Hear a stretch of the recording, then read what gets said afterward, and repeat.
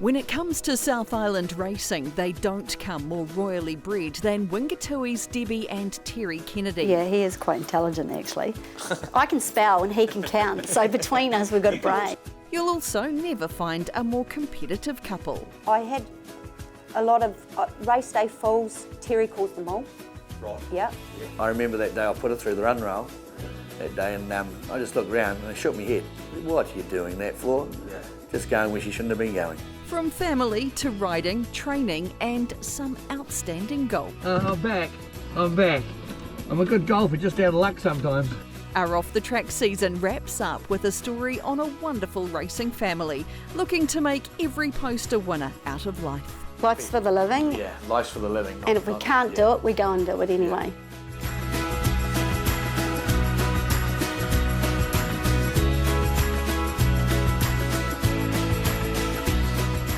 It's a midweek race day at Wingatui. The CW special, wasn't it? Yeah, very hard to beat in front, but She's gone great. she's gone nice. You know, yeah. outside the leader all the way. She'll improve a bit further. Yeah, Right. Can't be disappointed with that. No, exactly. You said you go a good race, and that's exactly what she's done. Perfect. She'll improve heaps. This track is as much home to Debbie and Terry Kennedy as their own property, situated a mere stone's throw from the southern end of the course. Been a good track for you, this? Yeah, I like racing here. You don't have to travel anywhere, do you? No. And Riding-wise and training-wise, isn't it? Yeah, it does, actually. I think I might have beat BJ one season for wins here. Yep. So it was That's a feather. Not a bad effort. BJ is Brian Anderton, Debbie's uncle. Both he and brother Heck are considered legends in this part of the South Island as riders, trainers, breeders, and most importantly, fathers and grandfathers in their own right. The Andertons are a close-knit family held together by their love of horses and also by their strong links to the Catholic Church. Growing up, Sunday Mass in Mosgiel was as much a part of their routine as training horses. Without their church connection, the Andertons might never have become involved in racing. It all started when Brian and Heck's father, Heck Anderton Sr., was introduced to racing by a priest, Father Howard. Heck Sr. went on to become one of New Zealand's great trainers and together with wife Alice set their family on a path to great success on the racetrack. This tradition of extraordinary success has passed through consecutive generations of the Anderton clan. Look, there's a pair of Dad rode at New Zealand Cup. That's right. Debbie sitting in the old homestead. I know. Where it all began, not only for you, but there's generations through this place, isn't there? Yeah. Tell me a bit about that. Well, yeah, Dad's parents lived here. And So that's then, Hector Senior? Yeah. Yep. And then he lived here. Yeah. And then we bought the place. Right. Yeah. And I always said, I'm never going to buy this place. I'm just going to get out of it. And then all of a sudden we bought it. So you've never left it, I've really? never left, not really, no.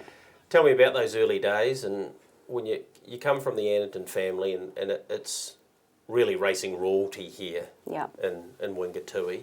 Must have been an incredible upbringing. Oh, we had the best upbringing ever, you know. We actually were all taught to ride a pony before a bike. Yeah. And, you know, we had some really good times here. And it was a big family. And, So you're one of six? Yes, one of six. And, of course, twin brother Steve. Yep. There's a funny story behind that, though, isn't there? Steve, because your dad went to the races. It was a race day, wasn't it? Yeah, he was actually driving trucks at that time, and Steve was born, and in those days they didn't have scans, so they didn't know there was two of us. So he went to the races thinking that he had a little boy, Yep. and then they rang him up later, 3 hours later, and said, look, you've got a girl. And he said, no, that's not right, I was there, we've got a boy. He said, no, you've got another one too, so yeah. Yep. So we were 3 hours apart, which is, it's quite a wee while apart for twins, so Yep. yeah. So for your mum, Pat, were you guys early? Were you because you clearly were able to be a jockey, and I know there's a bit of smallness in the family, do you recall? I think we were pretty much on time. Right. Actually, we're overdue. We're 2 weeks overdue. Right. Yeah. Okay. We didn't want to come out. But it's like Steve was he was 6 foot tall. Yes. And I was always the little one, Yeah. you know. But so. you're the only two to have gone on in the racing game. Yeah, we're the only ones actually to to go on. The rest just weren't interested in ponies. We all had a go at it, and they just didn't. Yeah, it wasn't their cup of tea. So they furthered their careers in other things, and we stuck and stayed. Smallish family compared to Debbie's, but you had a brother and a sister, and Peter was a couple of years after you. So you were born in '69, and you're born into a racing family. Yes, yeah. My sister Carolyn, she loves racing, but never had anything to do with the racing side of it. So Peter, he was brought up in racing as well, and he rode. He wasn't a bad jump jockey. He actually rode a couple of flat winners, a few flat winners on the high weights and that. So no, he done pretty well. What do you remember of the early years? Your father Brian, or better known as Mouse around these parts, and Mum Sandra, and the late Brian now. He was a pretty successful rider himself. I can't really recall him riding early, but I do remember, his later years, and he rode I think 103 jumping winners. Yeah.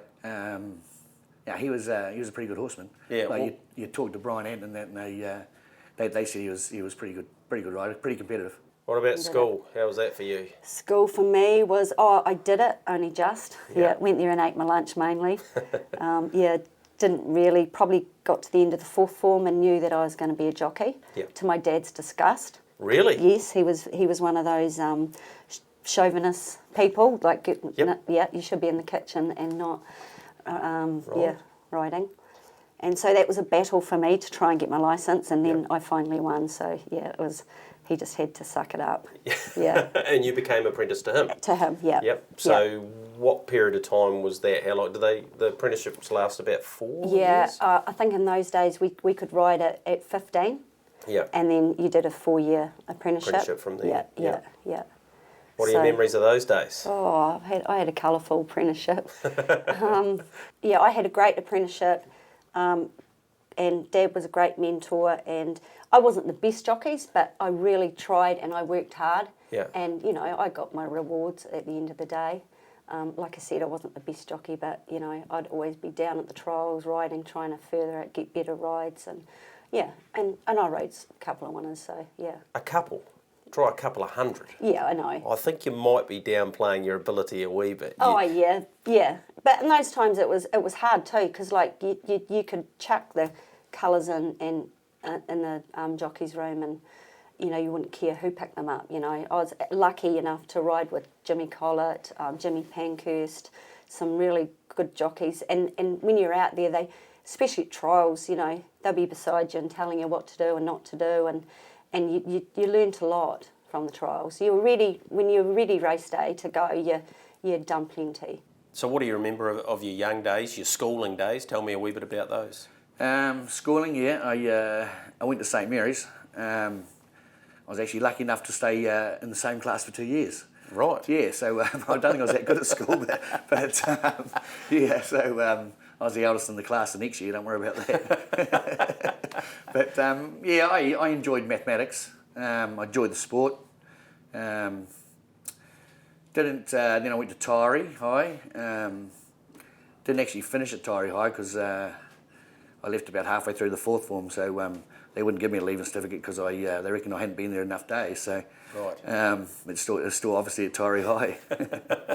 So why hadn't you been there on those days? Was it racing related? Yeah, because back when I was at school, Greg, you could ride at school. I was actually riding when I was at school, and Tyree knew I obviously wasn't very good at the schooling, so they used to give me every Tuesday, Thursday morning off, right. And then I'd sort of catch up with the rest of the class at 11 o'clock. So they obviously knew I wasn't that keen on the schooling, so it probably helped in the long run, to get into the game and ride winners. Sporting wise, what were you into? I know you did a bit of wrestling, which interests me, and you not only did a bit of wrestling, but you were pretty good at it. Actually, funny, wrestling, a lot of jockeys or apprentices back in my time, there was like Rob Montgomery, he was a very good wrestler. Shane Anderton was a very good wrestler. Debbie's brother Steve, who died, he wrestled. He wasn't a great wrestler. I think he won the Best Losers Cup probably 4 years in a row. But all my Peter wrestled. you know, all the Anderton Debbie's brothers wrestled. Yep.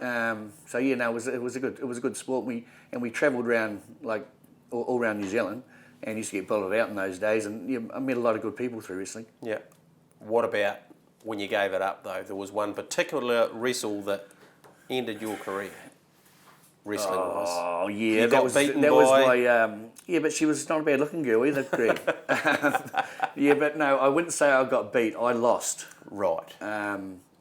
Unfortunately, I just didn't feel great to do the proper holds on it. To be fair. Right. And her father was the. Don't tell me he was the judge. He was the ref, and her mother was the judge. Right. And she beat me on points. I shook her hand afterwards, but I wasn't very happy. But yeah, so I actually never ever got pinned as a wrestler. Right. So you got to a decent sort of a level, didn't you? Yeah, I was New Zealand champ a couple of times. Yep. The reason I gave up was Dad said, look, you're either going to be a jockey or a wrestler. Yep. Like I wouldn't say I would have made the New Zealand team, but I probably could have. Yep. Yeah. Okay. So you became an apprentice jockey, and you were apprenticed to? I was apprenticed to Dad. Dad. Yep. Yeah. Yep. It's not that easy. How did that go? It's not that easy working for your father. Yeah. You know, because you feel like you're getting picked on all the time. Yeah. But unfortunately, it was always in my best interest the way he was trying to coach me through. Used to get told off quite a bit, but you know, if he was normally right when he was telling you to do something. You know. Yeah. Yeah. Early days riding. What do you recall about that? Because I'm picking the jockey's room that you rocked into would have been full of legends. Yeah, there's some great riders when I started, Greg. You know, you got your Johnny Dowlings, your Jim Pankhurst, your Paul Richards, Ali Robinson, Grant Davison. Yeah. Chris was riding still back then. Yeah, really, like if you walked in the jockey's room, you chuck your colours to any jockey, it wouldn't have a problem. You'd know every one of those would do a great job. Yeah. You know, now you can walk into the jockey's room, you actually hide the colours just in case. So your first riding race day wasn't far from here, Wingatui? No, Wingatui, and I actually rode, first day for riding, I rode a horse called Lord Venture. Yep. He Outstanding jumper. Outstanding jumper, he was a great horse. And it was in the open mile here at Wingatui, and I had to get led to the barrier. And Brian said, just, you know, jump out and kick him along. And I remember because it was pretty wet that day, and I didn't get dirty at all, Greg, because the mud was actually falling before I got there. So yeah, but I remember he made you work. You had to kick him all the way, and Brian always said to me, you know, you got to ride hands and heels. Don't worry about the stack. Ride hands and heels. And your first winner?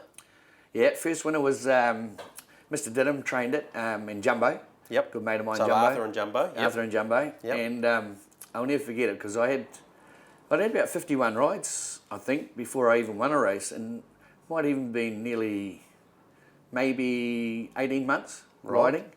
So I didn't have a lot of rides because I was light. Yep. But I remember going on the trailer float to Timaru, and Mr. Didham, he never stopped. He just kept cruising along, and he was a very astute man. And it was race 9 at Timaru, and between race 7 and 8, they had a thunderstorm, and the track, there was no such thing as petrometers back then, but the track was firm, hard. And I remember Mr. Didham come and get me saddle before the race, and he said, look son, he said, you'll hear all these jockeys saying, geez, it could be no good out there, could be greasy, but he said, son, don't worry, because this horse loves greasy tracks. So I said, no worries, Mr. Didham. So I didn't know any different because there's no such thing. I'd never had a horse that slipped or anything. So I remember the race well. It was quite a fast horse. Yeah, our Bismarck. Our Bismarck it was called. Yep. And I actually missed it a little bit, and then rushed it forward, and I had quite a few lengths on at the half mile, and just increased the distance in front because I was kicking and everybody else was pulling up because they were worried. Obviously, the track was greasy, but I didn't know the horse was slipping either. Yep. So we turned for home and kicked a couple of lengths clear, and actually won by a couple of lengths. But there's two horses, I think both of them won Group 1s. They run second and third to her. Right. horse called Individualist, and a horse called Johnny Alone. Johnny Alone, yep. Paul Richards rode one of them. Didn't Johnny Alone win? He won the Thornton Mile. At Wellington, yeah. Paul Taylor rode him. Yes, that's sure. right. And he rode the double. Restus as well. Yep. And Paul Richards rode, I'm pretty sure he rode Johnny Alone, and Jimmy Collett rode Individualist. So you beat a couple of beauties. Yeah, a couple of very good riders, and they like had been another 10 strides or 20 strides, they would have passed me. They were flying. Yeah. But they just balanced up round that bend. Well, they just never let the head go around the corner. They obviously knew about greasy tracks. So that's and then actually she won her next start at Gore about 4 or 5 days later too. Right. Yep. Yeah. No fear. That was probably at that stage of your life. No. Well, you didn't know any different. So Mr. Denham said he loves greasy tracks. As far as I knew, it did. So you went with it.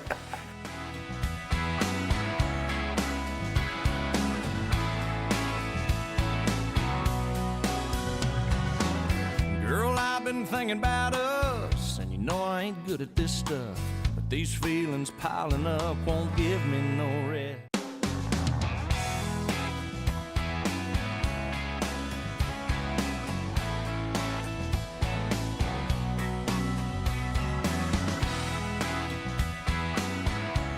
You spent a bit of time at Evan and JJ Rayner's. Tell me about that. That must have been an institution because they're great horse people. Yeah, they're a second family to me, Greg.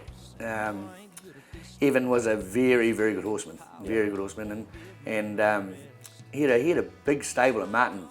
There was only, I think, a fellow Jack Giorgetti, I think, maybe trained there as well, and apart from that, Evan had the whole place to himself.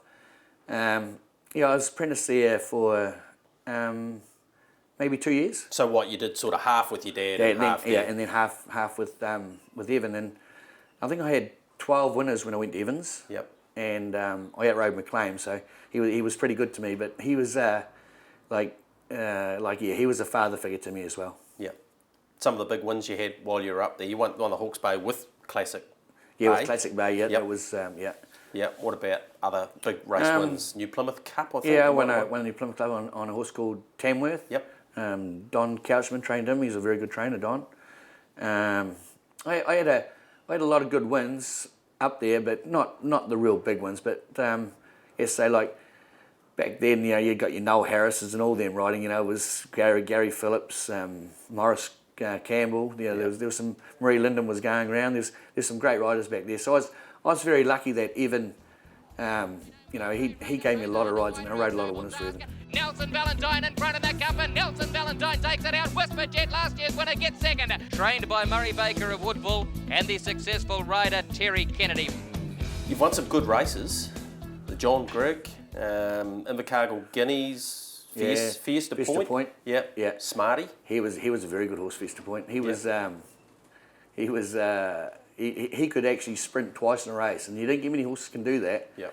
I remember he won the Invercargill Guineas, and he beat a horse called Jazz Baby, which I was riding her at the same stage, and I'd make the choice between a filly or a colt, but it was pretty easy because one carried a bit more weight. Right. So they quinelled Invercargill Guineas, and then used to be called. It was quite a good race at Invercargill called the Aluminium and Smelter. Yep. It was always a good stake, and it was over a mile, and Fiesta Point, I think he had 51 kilos. Like I had to do a bit of dieting back then for that. And Jumbo did him. He was on a horse called Noble Boa. He was a good horse. It was a really good field. And I remember going down in the car and Jumbo saying to me, "Look, I don't know why you're wasting this horse." He said, "He's just going to be outclassed today." And I remember the race well. At the half mile, I'm under the stick. Yep. You could pull the stick back then at the half mile and get him going. By the time I got the 600, I couldn't go any slower. And I remember whipping up outside Jumbo. I said, "How are we going now, Jum?" And he just went straight past. He was a very good horse. Must have been a great thrill. Yeah. It's the Montfort with 200 metres to go. She's kicking away from Point the Adam Sapio. I'm excited. Sophia and Windflower. But de Montfort and Debbie Anderton go to the line. Win it well. You were really light, weren't you? Yeah, I was. And that probably gave you an advantage through your, not so much your apprentice days, but even further on, because you could always ride. Yeah, really I think light. one day I rode, what did I do? I rode 49 in the New Zealand Cup. Right. Yeah. Yeah. And I had, a poundy on. Yeah. I think I had one sweat and that was it. Yeah. Yeah. So I was really lucky with weight-wise, and it does help. Yeah. You know, you're not having to waste. You go to the races, at least you can have breakfast and you feel good. Yep. Yeah. So very lucky in that department. Compared to Terry. Terry, yes, Had Terry. some slightly challenging times with weight, didn't he? Still does. Yeah, Terry was always a fat jockey. Yep. Yeah. He never, he started off, when we both started off, we were the lightest in New Zealand. Yep. He was 35 kilos. I think I was 36 kilos when I had my first ride. Really? Yeah, 36 kilos, yeah. And I had a great big saddle with big bars of lead in it. Yeah, so taking that off was heavy. Yeah. Yeah. But Terry, he battled with it. There's some great stories about Riverton scales and... Tell me about the scales at Riverton. Were they adjustable? Every scale was adjustable when I was riding. Actually, I think that might be why I gave up. I think the electronics come in. So that was the end of that. You said something about you carrying a heavier saddle or a lighter saddle, one way or the other, when you went out and weigh, and then you came back so you could gain a kilo or lose a kilo. Is that? You had some theory. Yeah, there was. Peter. Yeah, I was actually probably Danny Crozer and myself were the two best cheats in New Zealand, I'd say. Because I remember. I remember the last race day on the flat I rode. I think it was at Winton, and the best I could ride was like 58, and I had I think I had 6 rides and they all had like 55. So 3 of them won actually, and I rode correct weight all day. Tell me about wooing Debbie Anderton. How did this come about? She tells me she had her eye on you. Is that how you recall it? Well, I think so. Yeah. No, we rode together. Yep. And just went on from there, really, I suppose, Greg. Well, to be fair, I always had the hots for Terry, but he didn't recognise me early in pace, and then he went to the North Island, come back. I've actually in the shed, I've got, as you do, TJ loves DA, and I've got a big love heart, and it's still, TK, DA. Well, should mean DA for TK. But anyway, and I've still got it, and I look past and I go, oh my God, this is so corny. But anyway, yeah. And he was my first boyfriend. Yep. And that's it. Done and dusted. How did the proposal go? Oh, the proposal. I think we were out the front in the car having a wee smooch. And then I just said, because we'd been going out, for about 5 years, and I said, Terry, do you want to get married? And he goes, no, maybe. well, let's get engaged. And he goes, okay, yeah. So the next day we went and we got a ring, and that was it. Word for word, that was it. That's it. So romantic. A real romantic bloke, isn't he? I had a lot of race day falls. Terry calls them all. Right. Yeah. Yeah. There was, you'd be pushing out and he'd shove you back in, you'd clip a heel, and there was one time Belle Christopher had to come break us up because I was going to smash him because I fell off and he had... And it was him? Yeah, it was him, and I was going to give it to him. And were you in a relationship at this stage? Yeah, we were. Okay, yeah. So most of my race day falls he's caused, but luckily enough we shook the head and, we walked off and rode. Yeah, it's true. But... she shouldn't have been pushing up where she was, should she have? I was a competitive rider, don't worry about that. There was one time I didn't get up because I broke my neck in a couple of places, my vertebrae, and I'm lying in the ambulance, and with my colours, next thing, I've got sandbags around my head, around my neck, and he comes in and he's ripping my colours off, and they say, excuse me, you can't do that, it's got a suspected broken neck. And he goes, yeah, but I need the colours in the next race. Yeah, so... but that ended up all right. Unfortunately, I didn't know she broke the vertebrae, did I? But she did. She swore that day too. She doesn't usually swear at me very often, but she did that day. It was on. She was on one of Val Christopher's, I think, and I must have been riding one of hers in the race after. Right. Yeah. So you needed the colours. Yeah. On a serious note, she could really ride, couldn't she? She's competitive. Don't worry about that. I remember that day I put her through the run rail. Yeah. That day, and I just looked around and I shook my head. What are you doing that for? Yeah. Just going where she shouldn't have been going. Right. But she rode a lot of winners, a couple of hundred winners. Yeah, so. yeah. No, she had some. she rode probably a lot more bigger race than I ever rode, so she done really well. Let's go back to some of your riding and some of the better horses you rode. Nearly Pals was one that stands he was probably out. right up there. He was a very, very good horse. Yeah, I was lucky enough, probably in the later stages to get rides on him. I think I won the Timaru Cup on him. Yeah. A race at Rangiora. Won the White Robe out here on him. That must have been a special day. Oh, yeah. Absolutely. Yeah, it was amazing because you always dreamed about winning that because it was quite a prestigious race. Now with Nearly Pals who's coming home well. The Blonde Bimbo, Renee and Nearly Pals, and Clipper Run still whacking away. The Blonde Bimbo, Nearly Pals and Renee. Nearly Pals drove to the lead from Renee. Nearly Pals takes out the White Robe Lodge of 96. Yep. So I was lucky enough to win a couple of those. Yeah. I won another White Robe on a horse called Random Choice. Yep. And I did the double on him that year. Beat Coven and Grey, good, and Gordon for me. Yeah. He beat really some good horses that day. Yep. And he was only at this high, but he was tough. Yep. Yeah. He was tough. What's your favourite racetrack? Probably would have been Wingatui. Yep. Yeah. Because it was one of those races you could get back on, or you could ride them in front. It was just a competitive racetrack that everything got a go and could have a go. What about riding against your brother? We've got some great anecdotes here around those days. He used to ride a big horse called Giraffe. Big grey horse. I actually rode him. Actually won sprinting races. Yeah, he was. Used to get back and fly home. Yeah. Yeah, Giraffe. Yeah. No, Peter. He was very competitive as well. Actually, he's he tries to do the best at most things he tries. Yeah. But he wasn't a bad rider. He had a lot of flat rides. So I'd been through the mill sort of thing and worked out how to save ground and what sort of pace you had to be and that sort of thing. But Peter he picked it up pretty good and he rode about 50 winners over jumps. Yeah. Tell me about the day at Riccarton. We've got a wonderful photo here of you two running back up the Riccarton Straight. Yeah, that was, I think it might have been the Homeby. And I was on a horse off, he was on one of Graham Jackson's, and I was on one of Stephen Gillies.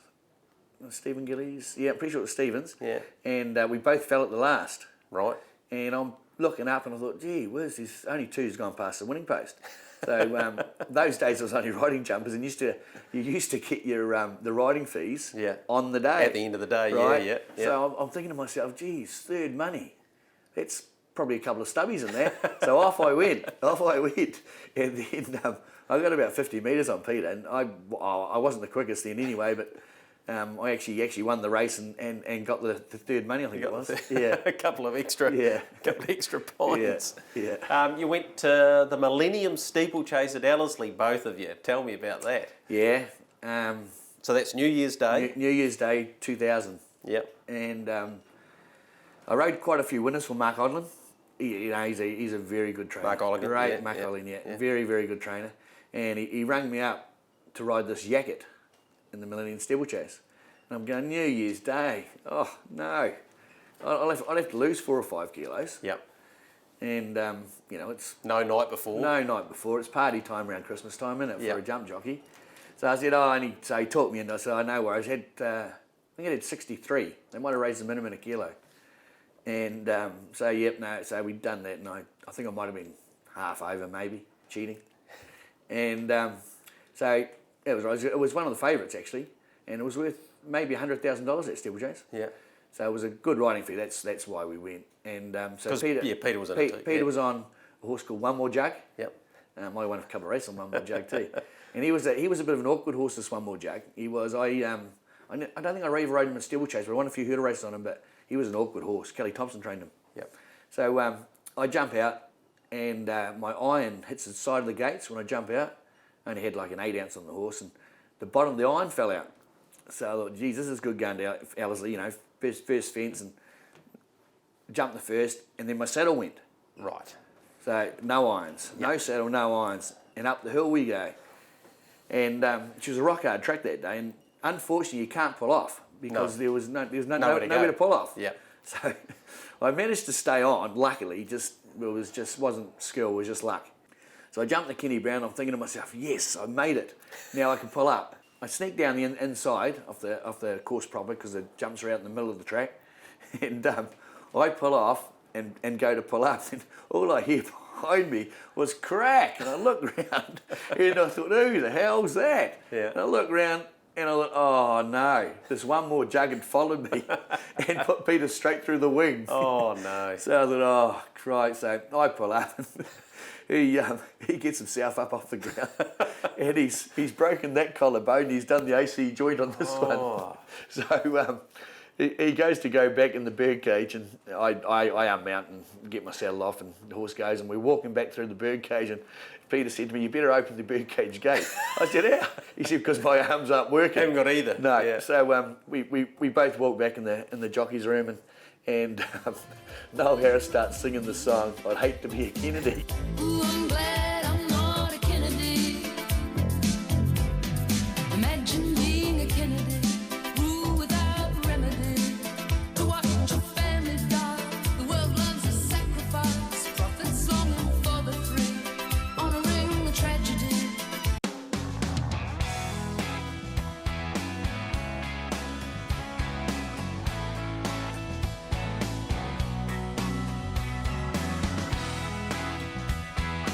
What about the transition into training? How did that sort of all work out? Well, it actually started with, I think Russell McCara sort of said to me one time there, I was just mucking around, you know, riding track work and that, and he said, oh, one of Peter Mackay's horses, might have been, I can't even think of its name, he said, do you want to muck around with that and see if you can get it going?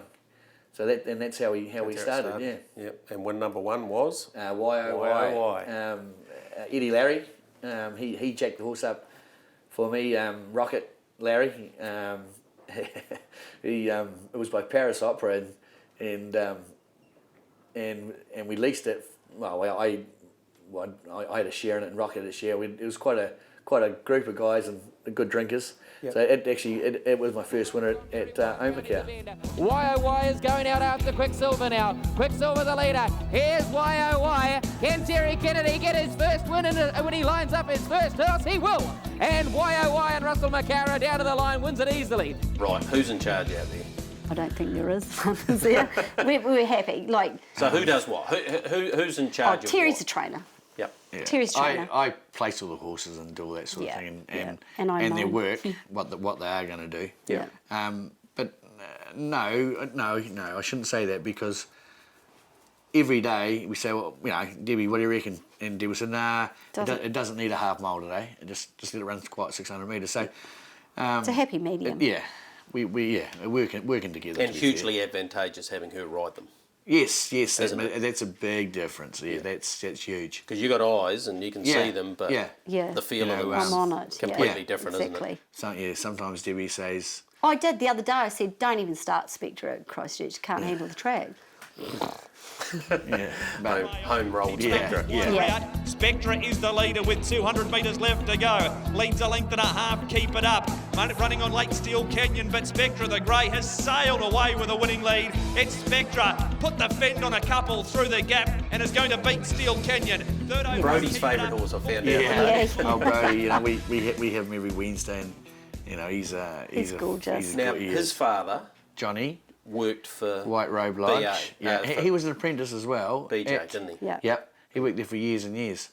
Old Johnny, and you know, you take the hat off to them too, because to look after Brody, we only have him once a week, and they have him 365 days. You can do your hidden for that one day, but his contribution over there at Wingatui, he said it's nearly been 20 years now. It would have been. He just loves it. Yeah. He's got a lot of stories to tell, old Brody. Yeah. Tell me about your favourite horse in the stable. I understand it might be Spectra. You must have got a big thrill at the Grand National Carnival when he won. Yeah, I did.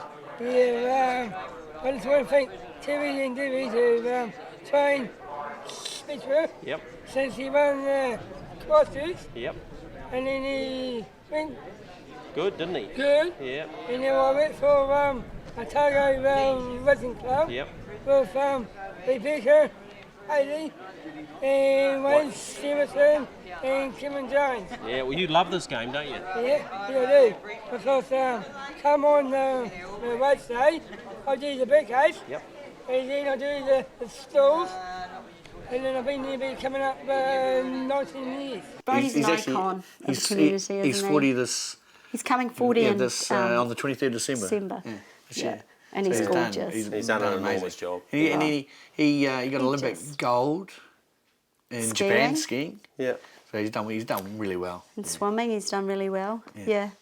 And he did the tower. Well, I see they've done that this weekend just gone. But he trained for a whole year, and he ran from the bottom of the step to the top fully. To which tower? You know, the Sky Tower. Sky you know, the fire brigade. Yeah. And he done it. He did it fully geared, and he got to the top, and he Yeah. didn't realise, but his sisters were sitting at the top from Australia. Oh, massive. And it was just amazing. Yeah. That's pretty cool. Oh, he's gorgeous. Yeah, we all love him to bits. The kids, they came along. Bailey was first, and he's already shown his hand in the racing game. Yep. No, Bailey. I half tried talking him into being a jump jockey, but no, he didn't have the heart for that. But he had a couple of, he might have had 3 or 4 amateur rides. Yeah. He ran a placing at Hawke's Bay one day. Yeah. But he's quite a good horseman, Bailey. Have you always been aware of the success of your mum and dad, particularly in their riding days? Not really. Not until the last couple of years when it all comes to fruition and people tell you about it, how good they used to go and that. So it makes you feel pretty good about yourself. New Zealand strapper, Bailey, doing a good job. He's a great. He's got a bit of breeding. Yeah, very well bred. He's a blue blood from the South Island. He is.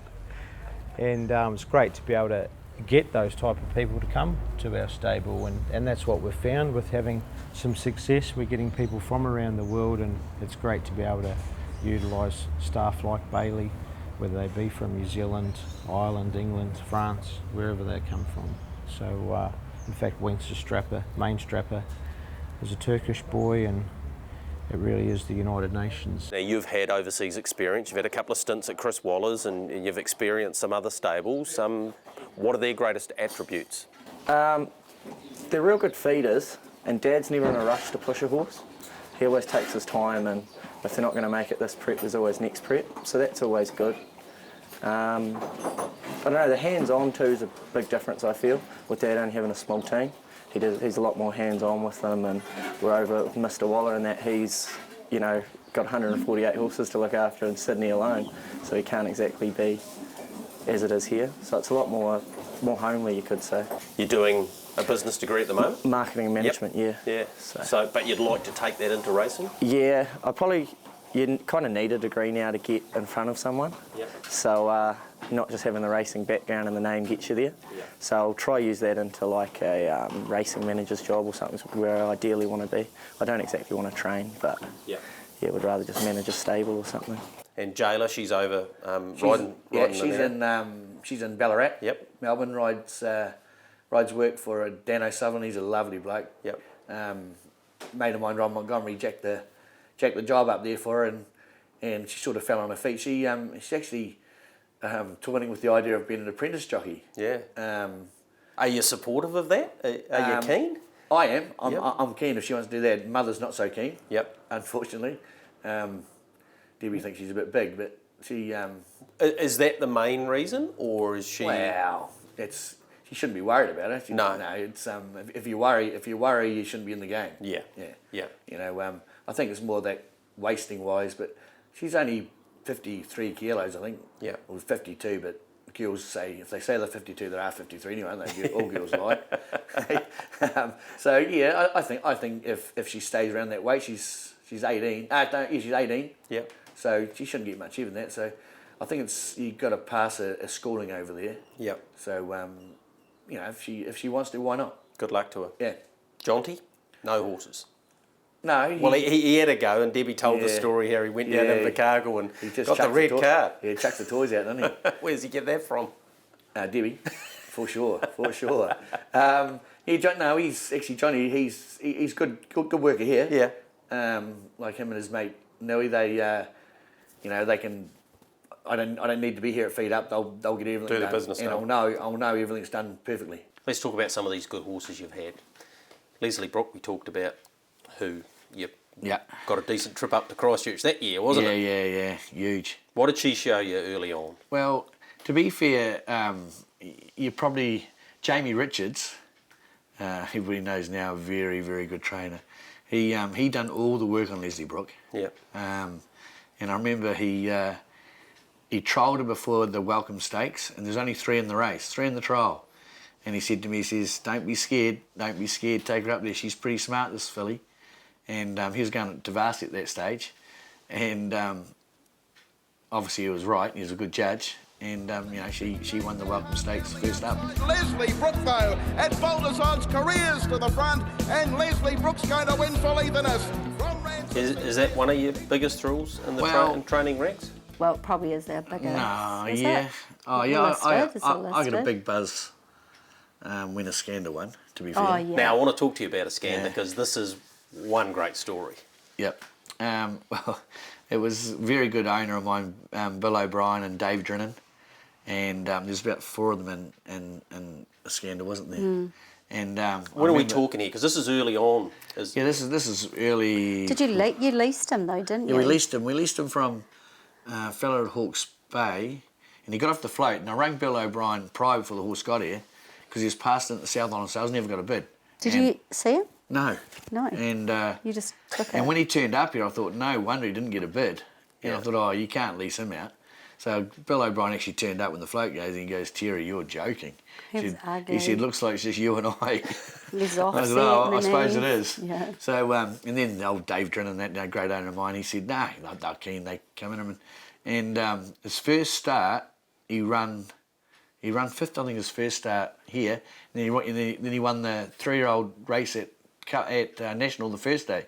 And he came, Toby Brett rode him, he came from last and just cruised it. Iskander the outside has drawn now about a half length on Virginia Catwalk, Psychedelic late, Woodbury Lane, sprouting wings on this track, would you believe? But Iskander has got it from Woodbury Lane, Virginia Catwalk, and then Psychedelic. Back behind these, Annie Dunstan.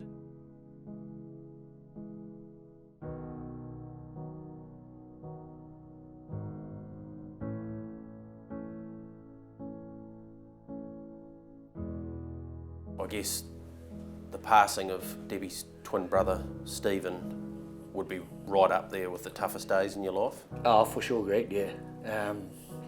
It was a very sad day, yeah.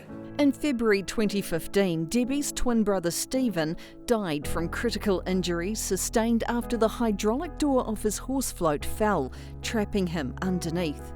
The fatal accident rocked the tight-knit Otago racing community to its core. I got a phone call from Mum, and she said, oh, things aren't good. And so it went over, and yeah, it wasn't good, and it wasn't cool. And so we went to the hospital, and they said, look, he hasn't had oxygen for 20 minutes, so you sort of knew the story. And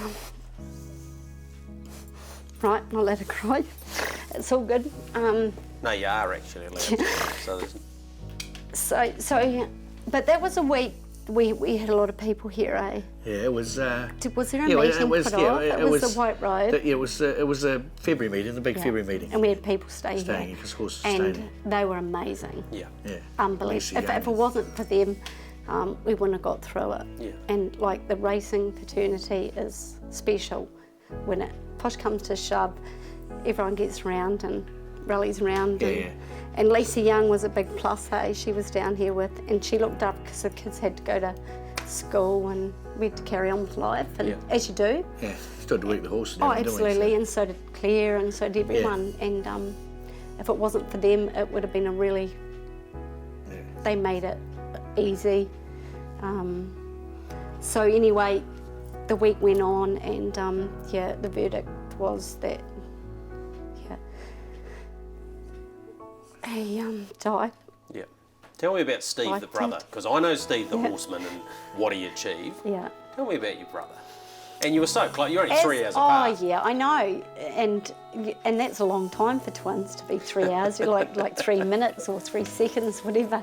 But when we were born, Dad was driving the trucks, and Mum had the first one, which was a boy, and then he buggered off and went to the races.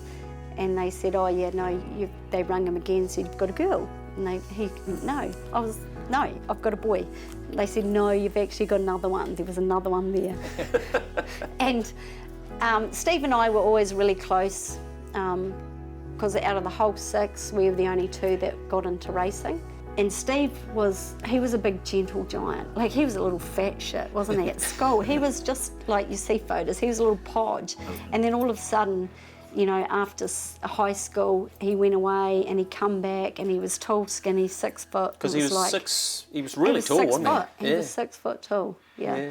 So he went away and... He worked for John Hawks, and he was foreman.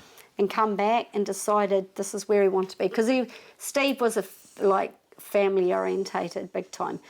Like Mum, like Nana and Granddad would live just across the road and we'd go and stay there. Yep. And you'd get the phone call at 10 o'clock, come and get Steve because he's homesick. 50 metres down the road. It was like, God. And Steve was a big gentle giant. And I remember one day we were all fighting and Dad said, right, and it was in this lounge, we all got our boxing gloves on. And the boys would have a bit of a hoo-ho, and I'd go, I want to get in there, I want to have a punch. And like Dad's going, well, here's Steve, match up to him, and he got a hell of a hiding. I used to give it to him because he didn't want to hit the girl, because he was just so kind, wasn't he? He didn't know what, he didn't have a dirty bone in him. He didn't, no. So yeah, he got a hiding. He could prepare a racehorse though, did he was, do you know what? He lived and loved horses, yeah. Until his family. Until Claire came along. Yeah, until Claire, and then... Then it was both, wasn't it, you know? But he was just a people's person. He loved his horses, and he was only just starting to break, you know. The white robe of that year will go down in history for many reasons, but there's absolutely no doubt he was part of that, wasn't he? Oh, for sure. Yeah, yeah. And that day was unbelievable, wasn't it? Because... Chapel Star.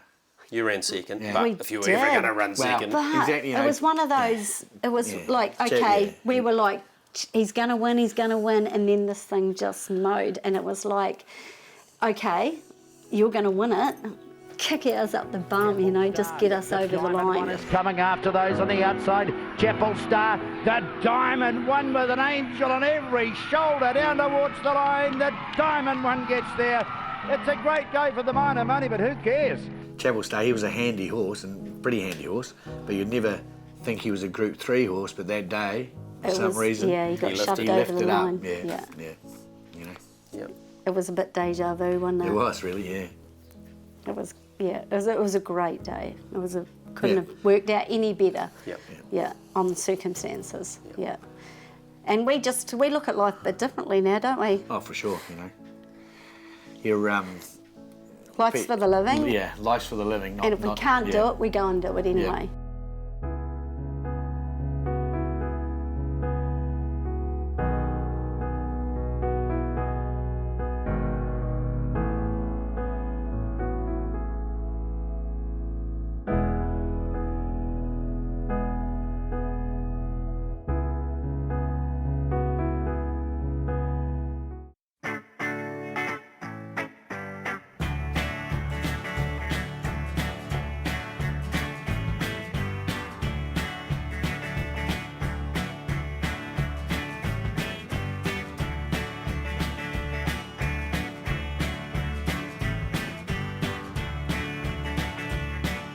You love your golf? Love it. Not very good at it.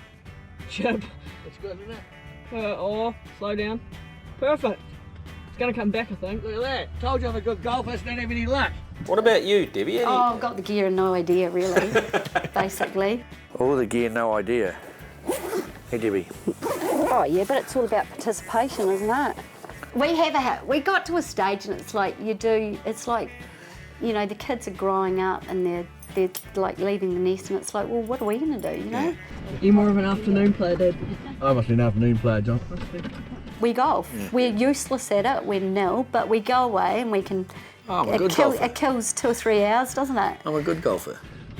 It's not part of my shot. There's one good thing, I get my money's worth, eh? I just don't have much you luck. Take the positives. You try and mop the fur off it half the time. See, I thought I was going to get a gusty, so I'm just keeping by the trees. Just in case. We got any sand on this one? No. Righto, let's go. What's sand for? We're going to go find me bull. We go and have a laugh. We go and play golf and. Oh, you know, there's a lot of friends play golf too. So well, that's the just thing. catching up with I everybody. wouldn't believe it's a great social sport too. It is. There's lots of tournaments too, and we've won lots of tournaments. Yeah, we have. We've been lucky that way. Yeah, go to Queenstown in a car because you've bought $600 worth of raffles or something. Oh, but that's all good courses. courses. Yeah, absolutely, Like absolutely. I'm back. I'm a good golfer, just out of luck sometimes. A lot of people work and work and work all their life and never have no enjoyment. Yeah. You know, we never had a holiday for probably 15, 16 years. Marriage, You know, but now we try and get away once a year. You got to. Because you got to do that, I think, eh? You know, we get a lot of people here though. To be fair, so like it's. Oh, we're never without someone here to have a chat to or whatever, you know, which is good. It is good. I know champion jockey Chris Johnson here overnight and obviously riding today and he's a regular visitor and he's just one of many, isn't he? Yeah, it is one of many. Yeah, he normally drives John down in the truck and he stays and we try and have a big roast, you know, each in the summer's more of a barbecue, but we try and have a big feed the night before the race. He's ridden a lot of winners for you, Chris, hasn't he? Yeah. Very lucky. He's pretty loyal to me, so which is good. You know, I try to be loyal to him as well, but he's ridden a lot of winners for me, probably well over half of them. Really? Yeah. Is it that many? Yeah. Now, in front, always on call. Middegard the outside, tries hard, but always on call's in control. Got away from Middegard, and it's always on call from Middegard. You've had some good owners. Princess Brooke I want to talk to you about, and I saw him here today, didn't I? Fred. Yeah. Fred King. Yeah. He's been a great owner. I think he's had about 31 winners through the stable. Yep. He set us up. Where does the Brooke part come from? Where does his place that he lives in, he just sold actually about 2 days ago. It's called Millbrook. Right. So not Millbrook just Millbrook. That's how he got Miss Millbrook. Yes. Leslie Brooke was Fred's first wife who died of cancer. Right. And then he's named just his other horses off Something Brook. Yeah. Or close friends or whatever. Yeah. So no, he's been a great owner, Fred. You know, not once I've ever heard him moan ever. You know. You say a horse is doing that or it's not going there. He said, "Oh no, you're the trainer. If you say that, that's the way it goes." Yeah, you know. So unbelievable. You know, and he's been a stalwart of your stable. Yeah. Like we the walker out the back. That was sort of $100,000, and we never had any money like that. Fred said, "I'll give you the 50,000 and put it in." I'm going, "You're kidding," you know. Yeah. Without Fred, you know, we wouldn't have had any of that and may not have the success we've had. You know, so I was very, no interest, no nothing. No, we paid him back. We chipped away and paid it all back. Yep. And, but, you know, we were very lucky that way. Miss Millbrook coming through them. Copaline in front, they're getting to him now. Copaline in front is Metropolitan and Miss Millbrook. Miss Millbrook through the centres won it. Mr. Toff. Yeah. That brings a smile to your face, doesn't it? Yeah. And the name on it does too. There's no TJ Kennedy. No TJ Kennedy in the ownership. He was an iron horse. Yeah. Got you a couple of big cup wins in Australia though. Yeah. He won the Pakenham Cup and he won the Yarra Glen Cup. Yeah. Both worth 103,000 and the trophies. They're not now. No, the cup was worth. That was in 2000 though, wasn't it? Yeah, it was lots or of 2002 maybe, was it? Yeah. And the gold cups two cups was worth $3,000 each. There's a photo on the wall there, Blake Shin rode him. Yes. Yeah. He was a good horse. He was one of those here that he wasn't good enough to win a real good race, but he was too good to be running around, you know. Here. So we bite the bullet, and we had 20 grand in the bank, and we thought, right, we'll send him over, and the money was running down low. Yes. And because he was sort of always weighted out of it, you know, he had a couple of races and got down in the weights, and then he had 2 goes at that cup levels, you know, and he won. He was supposed to go to up to was it Sydney for the carnival, and he in a gallop he did a spiral fracture, and they ended up having to put him down. Yeah.